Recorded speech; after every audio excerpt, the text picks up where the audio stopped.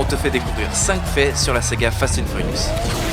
Bienvenue à tous les fans de la franchise Fast and Furious. Aujourd'hui est un jour très spécial, car nous célébrons la sortie du 10e opus, Fast X. Pour marquer cette occasion, nous avons rassemblé 5 faits inédits sur la franchise qui vont vous surprendre et vous émerveiller. Préparez-vous à être ébloui par la vitesse, inspiré par la famille et fasciné par les voitures. Attachez vos ceintures et accrochez-vous, car cette vidéo va vous emmener dans un voyage épique à travers l'univers de Fast and Furious. Alors, sans plus attendre, voici 5 faits inédits sur Fast and Furious que vous ne saviez probablement pas. Numéro 1. Toute la franchise The Fast and the Furious est née d'un article de 1998 intitulé Racer X, écrit par Ken Lee dans le magazine Vibe. L'article portait sur les courses de rue illégales à New York et présentait un coureur dominicain appelé Rafael Esteves. Scott Stuber a présenté l'article au producteur Neil H. Moritz et au réalisateur Rob Cohen. Au départ, Ken Lee pensait que l'idée de transformer l'article en film était une farce lorsqu'Universal l'a approché.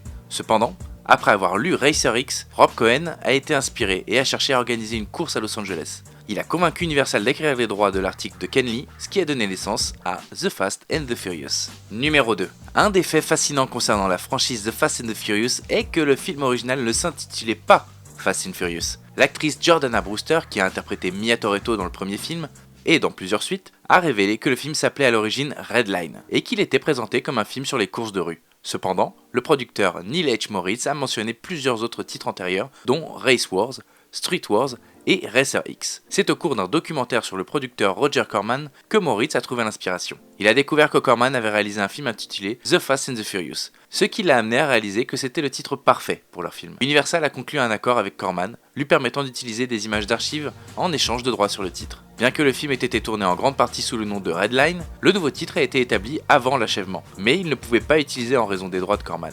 En fin de compte, Universal a accepté d'accorder à Corman les droits sur certaines images en échange des droits sur le titre. Numéro 3. Pour préparer les scènes de course dans la franchise Fast and Furious, les acteurs Paul Walker, Jordana Brewster, Vin Diesel, Michelle Rodriguez ont eu l'occasion de conduire des véhicules de Formule 1. Le réalisateur Rob Cohen a observé pendant le tournage que Paul Walker montrait des compétences de conduite exceptionnelles et qu'il était destiné à devenir un pilote hors pair. Cohen a déclaré « Nous avons tout de suite vu que Paul serait un as du volant. Il était évident qu'il avait un talent naturel. Il n'avait pas peur. On pouvait voir qu'il tombait amoureux de l'industrie automobile. » L'expérience de la conduite de voitures de Formule 1 a non seulement fourni aux acteurs une formation précieuse, mais leur a également permis de s'immerger davantage dans le monde des véhicules à haute performance, améliorant ainsi leur interprétation à l'écran des personnages de course de rue. Numéro 4. Dans la franchise Fast and Furious, un détail intéressant que le personnage Letty Ortiz, joué par Michelle Rodriguez, et Brian O'Connor, représenté par Paul Walker, n'ont pas d'interaction directe ou de dialogue jusqu'à Fast and Furious 6. Ce n'est que vers la fin du film qu'ils se parlent enfin. Dans cette scène cruciale, Brian s'adresse à Letty pour s'excuser des événements passés, et Letty répond « Je ne me souviens peut-être de rien, mais je sais une chose, personne ne m'oblige à faire ce que je ne veux pas »,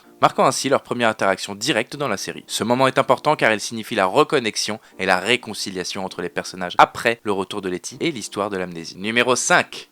Un fait intéressant concernant la franchise est que l'introduction de Dwayne Johnson, alias The Rock, dans le rôle de Hobbs, est en grande partie due au pouvoir des médias sociaux. Après que Vin Diesel ait demandé aux fans leur avis sur la direction de la série via sa page Facebook, une suggestion a attiré son attention, inclure un rôle pour Johnson. Bien que le rôle original ait été écrit pour un acteur de type Tommy Lee Jones, la présence charismatique et le physique de Dwayne Johnson ont ajouté une nouvelle dynamique à la série, qui a trouvé un écho favorable auprès du public. Cette collaboration entre Vin Diesel et Dwayne Johnson a injecté du muscle dans les films, mais pas trop de cheveux, donc moins de travail pour le département coiffure du film. Et voilà, c'est tout pour ces 5 faits inédits sur la franchise Fast and Furious. Nous espérons que vous avez apprécié cette plongée captivante dans le monde des courses palpitantes et d'action effrénée. Avec le 10e opus Fast X qui sort aujourd'hui, l'excitation est à son comble. Alors préparez-vous à être emporté dans une nouvelle aventure explosive avec Dom Toretto et toute son équipe. Si tu as aimé cette vidéo, abonne-toi.